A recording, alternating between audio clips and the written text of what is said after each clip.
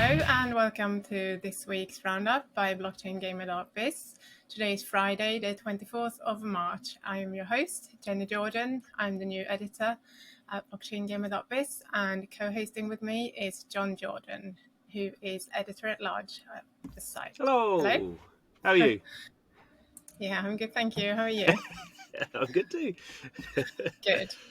So we're just going to dive right into business, and we're going to talk about some of the big topics from this week. And one of the big announcements has been that CC Games has raised $40 million for making a Web3 game in the EVE Online universe. Can you tell us a little bit more about that, please? Yes. So, this was sort of we'll talk about some other sort of news that came out of GDC, and this was announced at GDC, but this has sort of been in the works for quite a long time. It's almost been sort of public knowledge in certain circles that CCP, the developer behind EVE Online, was sort of looking at this, and their CEO Haimar has been around at blockchain game conferences. Certainly for the last 6 months, he's been talking quite actively. Not that they're going to do a blockchain game, but he's been talking about blockchain and sort of some of the advantages, I think, that he sees for these big massively multiplayer online games. So, EVE Online is this big sort of space combat game. It's been going for like 20 years, 20th anniversary this year. It's not a blockchain game, but it has many elements that are like sort of blockchain games sort of would have, in the sense that it has sort of a currency system, which they sort of treat as hard money. It's not like obviously blockchain tokens, but it's sort of a bit like that. I mean, you're not allowed to trade it outside of the economy, although people do. But there's a lot of sort of trading within the sort of the within the game. So people going out and sort of finding sort of various materials and mining stuff out and bringing it back, and people then buying that, and there's blueprints and people building these massive spaceships and then having big wars and destroying them all. So there's a big sort of economy in there. So it's always I've always said it's always been the best example of a non-blockchain game, if that makes any sense. So the fact they're going to do some sort of blockchain game in that sort of universe, makes sense. I guess he's been sort of teasing it for a long time. And how is those news received by sort of traditional gamers? Yeah, I mean, no great surprise there. I mean, I guess the great surprise was that there, when people like Ubisoft have been announcing this sort of stuff, there's been like a massive. I mean, that's over a year ago now. There's been sort of massive backlashes around some sort of things.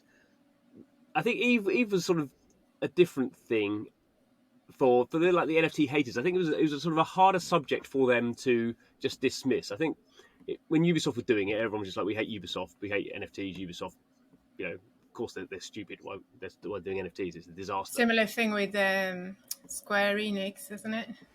Yeah, you're right. Yeah, there's a thing with Square Enix at the moment with their first blockchain game, and they're sort of probably not quite the same level as Ubisoft, but they're I think in some sectors of the sort of games media, they're sort of seen as like an easy target. So like, what do they know what they're doing? Sort of failing business sort of thing. I think with Eve it's harder because most of the people probably don't play Eve. I mean, I don't play Eve. It's a super hardcore game. It's got about 500,000 sort of active players in there. But you can't say they don't know what they're doing. I mean, clearly they absolutely know what they're doing. They built this super hardcore space combat game that people absolutely love, and typical things where people meet and get married and all this sort of stuff. So you can't say they don't know what they're doing. So it's sort of harder for journalists to just go out and say, look at these idiots doing blockchain. So you've sort of seen this sort of faux sort of faux concern a little bit. So there's sort of like people saying things like, I don't really understand blockchain, and and CCP sort of they did some VR stuff back in the day, and that didn't really work out. So they're sort of like looking at CCP and its sort of business over the last sort of 10 years or so, where they've tried to expand out and just say, well, CCP have this great game, and they've tried to expand it in different areas of technology. It's not worked, and probably blockchain will be a bit like VR. But there's not been the sort of the absolute sort of negativity, which I think is, EVE Online is then the game people know, but not many people sort of play, so they can sort of put it to the side a little bit. And the other thing is EVE Online, and certainly Hilmar is a super intelligent guy, so you can't just go out and say what an idiot, because he's not, he's clearly not an idiot. And I think maybe the other thing is there's a lot of stuff going on with GDC, so they've sort of some people haven't just really covered it at all. Yeah, some other announcements that's been coming out is the Bazooka Tango deal with Immutable Games to reboot the free-to-play turn-based PC game Shardbound. And the game developer and publisher Nexon has also announced its choice of going with Polygon for the forthcoming Web3 game of Maple Story Universe. Yeah. What other news has been coming out of GDC that you think? Yeah, it wasn't maybe quite as much as I thought, really. So we had sort of various things from, I guess, what we might consider sort of platforms or I mean, blockchains, I suppose, is a better way of looking at it. So basically, Polygon and Immutable have sort of been the sort of the most obvious sort of companies doing sort of news that actually sort of makes sense rather than just sort of PR for its own sake. So I guess the big thing was that Immutable and Polygon are sort of joining up to launch this new sort of well, I mean, I won't probably technically get it wrong, but basically Polygon has this new zk rollup solution, which is zk rollup is just like that's what they call a layer 2 scaling solution for Ethereum. So it just basically means you get the same security as Ethereum, but you can put a lot more transactions through. You sort of bundle them all up effectively. And that's interesting in the sense that Immutable was using a different zk rollup solution from Starkware. That's what Immutable X is, and it was at pains to point out that this new thing they were doing, which is called, if I get it right, it's called Immutable ZK EVM, the EVM standing for Ethereum Virtual Machine. So it was saying this new thing is sort of fantastic and it's going to really change the game, but it's not replacing what we've already got. So there was a slight sort of like, not quite sure. I mean, I think what they're saying for this new one is you have to pay gas fees in the IMX token, and for the Immutable X one, you don't pay gas on it. So, and that's sort of better for just minting millions of NFTs, whereas this other one. So I think there is some differentiation there, but it's a little bit sort of tricky.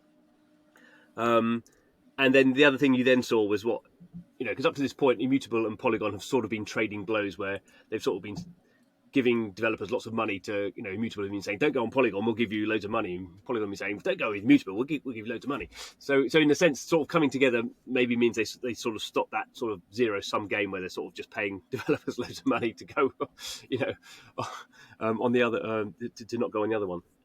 Whereas now, like, Polygon stuff is running on Immutable, or will be. So I think that sort of solves that bit of problem and lets them sort of focus on, making good games rather than exactly what blockchain they're on, which sort of no one cares about apart from the blockchain. So yeah, the Shardbound thing, I mean, that's not a massive game. I mean, that's like a little indie game that started in 2015 and ran out of money. So we'll see how that goes. I mean, it looks interesting, sort of tactical sort of card-based sort of tactical RPG. I think it probably, gameplay wise, it's probably sort of interesting, but it's sort of, if they couldn't get it to work, if they couldn't find enough interested people as a Web 2 game, I'm not necessarily sure just adding some NFTs is going to make everyone go, this is fantastic. I mean, it may get them somewhere. I mean, the team behind it are sort of quite well known. They were the founding team behind a mobile MOBA called Vainglory that was actually very high profile. So I think they're a sort of good dev team. They don't know blockchain, so we'll sort of see where that one comes out. But yeah, I'm much more in terms of the big projects. I think the EVE Online one is interesting to see where they come out. And actually, I'm a bit more interested in the Maple Story Universe one, because Maple Story Universe is it. Sorry, go on.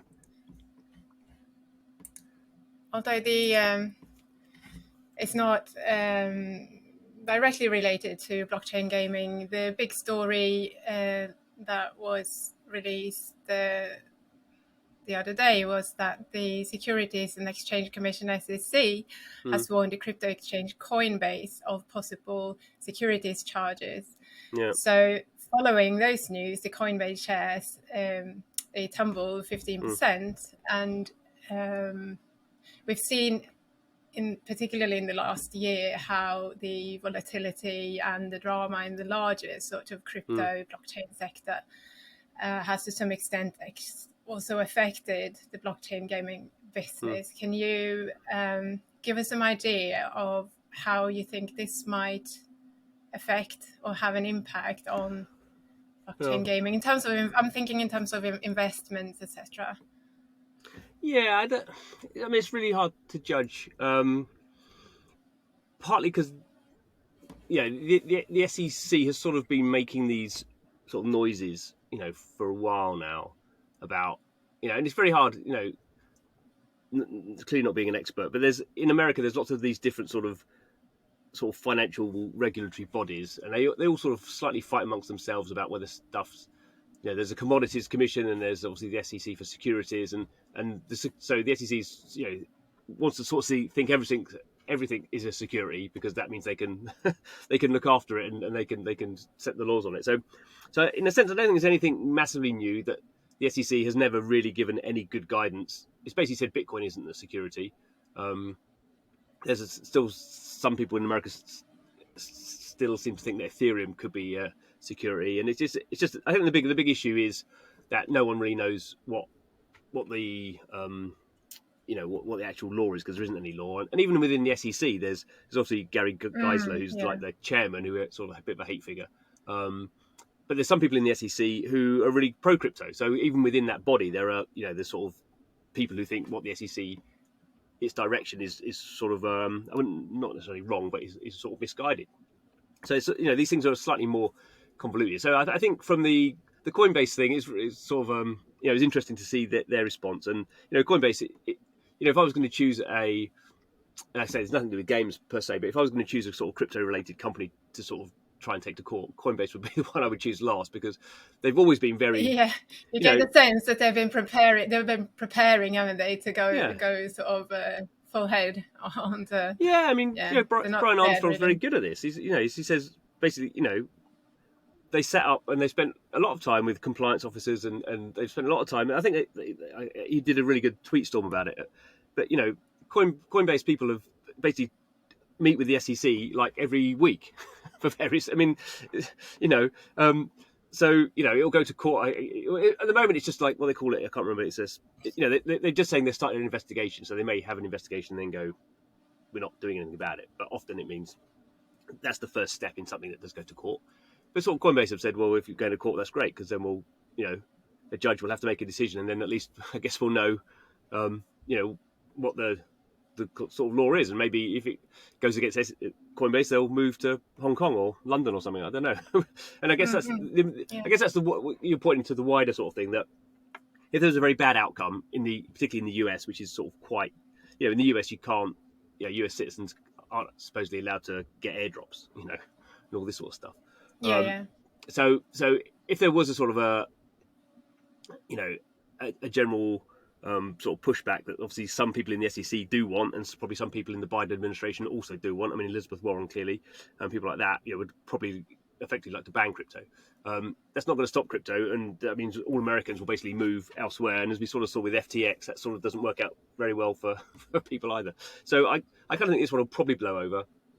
I think the SEC is much better off, subpoenaing people like, Justin Sun, which they also did this week. And you sort of get the contrast between Justin Sun, who's I don't know whether he's a joke in the crypto industry, he's a billionaire, whatever, but, everyone knows Justin Sun doesn't have a compliance. The fact Justin Sun would sort of even worry about the laws would be like, seem crazy compared to, like, Coinbase, which probably has 100 people in its legal department, and yeah, in fact, yeah, Coinbase yeah, said, exactly.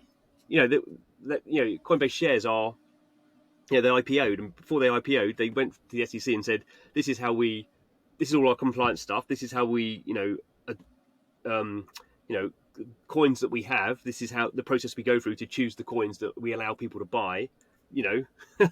So they've gone for it. So this is sort of rubber stamped all this sort of stuff, 2 years ago. So it's sort of odd. I think probably the Mm-hmm. conspiracy theorists are having a great time, sort of really, sort of saying that the Biden administration is really trying to throttle crypto interacting with the real financial world. I'm not sure I believe that, but so I think for games don't really matter that much, because no game's big enough. I guess Yeah, when a game does get really big, then if an American based company had a really big crypto game, then they would probably, that would be something the SEC would probably look at. But at the moment, as we well know, there's how many games on the big list? There's 800 games on the big list, probably 100 of them American. The SEC is not going to investigate 100 blockchain games. over 800 now. Yeah, Yeah, yeah, yeah, yeah. yeah. Okay, so lastly, we want to cover one of the the games that we've been excited about this week. Mm-hmm. And this week we've chosen Boomlands Hunters on Chain. And that is a game that's currently running on the Polygon Mumbai's testnet. Mm-hmm. It's a battle royale RPG. The Web3 version, actually, of the mobile game Hunt Royale. Mm-hmm. What can you tell us about this game? No, And well, why we picked it? This is incorrect. You picked it, so you should be telling us about it. Why did you pick really? it? Why do you like playing it? Well, I like it because it's simple. It's very simple for someone like me who I've been more interested in the industry around blockchain gaming and the blockchain game industry rather than played an awful lot of the games myself. Although some of them, like Splinterlands, I've really gotten into in the past, and tried Skyweaver and a couple of other ones. But yeah, it's very simple. It's action-packed, so it's exciting from that point of view. It's got various modes that keeps you coming back, wanting to learn more. If you can, what I like, maybe from a motherly point of view, is that the children can get involved. I can play with it with the children in the background without worrying that anything nasty is going to pop up on the screen. It's inappropriate for them to see. So yeah, it's just an all-around enjoyable game, and I think people who want to learn more about it can go and read our articles about it on the website. I think so that's it for I think you're totally right. The gameplay bit is very simple. You sort of run around, and when you stop running, your character attacks people. So it's basically designed as a version of their mobile game, their sort of touchscreen game. So it's sort of super simple to play. And they've just added the token stuff. So when you sort of win a bout, you get some of these BGM tokens, and then you can use those tokens to unlock some chests and get some shards to unlock new characters. So it's just in the test phase at the moment. But I think they should have. There are lots of incentives that, like you're saying, there's incentives to keep coming back for the shards, to upgrade your hunters, and there's a clear idea there of how to integrate that token and how to integrate the blockchain into the game, which I like. And obviously with the sequence wallet, it makes it all very straightforward. You don't have to be an expert in any way. So for trying to onboard kind of Web 2 gamers, it's a good sort of first one to try out, I think. Good. Right, so if you want to learn more about anything that we've been covering today, you go to our website, blockchaingamer.biz, and that's all for this week. Thank you and goodbye. Goodbye. Good.